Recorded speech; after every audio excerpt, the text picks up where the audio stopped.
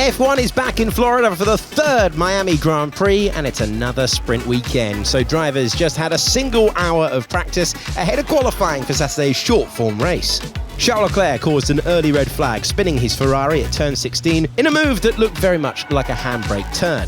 Whatever caused the problem, it was pretty terminal, and he was unable to get his car moving again, causing a bit of a roadblock as the other cars manoeuvred around the stricken Monegasque.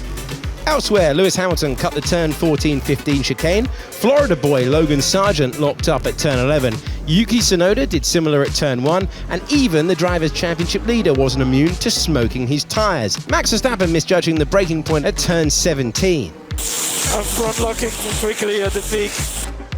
There was a huge breaking news story at Red Bull just ahead of the Miami weekend with the announcement of the departure of Adrian Newey, the team's technical architect and one of the most successful car designers in the history of motorsport. No one man makes a team, but the Milton Keynes outfit will surely be diminished by losing one of the true living legends of Formula One. Changes at Alpine too, with the return of David Sanchez to the French outfit as executive technical director. The former Ferrari and McLaren man started his Formula One career with the team when it was still called Renault back in 2005, its first championship-winning season.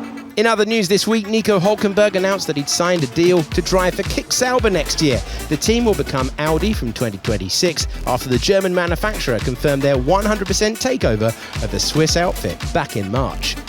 Miami's Wynwood neighborhood is famous for its painted walls, and a few teams have maybe taken inspiration to update their liveries for the occasion. V-Carb have opted for a striking rainbow colour scheme, which is very Miami. And Ferrari are celebrating their new sponsorship deal with HP by splashing a bit of sky blue on the car this weekend, with their drivers also sporting matching pastel overalls. Not just service changes either, quite a few teams have brought upgrades to Miami. Miscellaneous tweaks to the Aston Martins, the Red Bulls and the Williams, and Mercedes have modified their floor and front suspension. McLaren have a completely revised front wing, along with a slew of changes to the MCL 38, and both drivers initially struggled to get to grips with their new rides. Something doesn't feel right. It's much harder to turn right than it is left. It's really easy to turn left and really hard to turn right. Okay, understood. Steering feels quite heavy. Copy. Heavy, but the same both ways, Oscar, is that correct? Yes, correct. Lando Norris knocked over a bollard as he entered the pit lane later. Those steering issues may be still bothering him.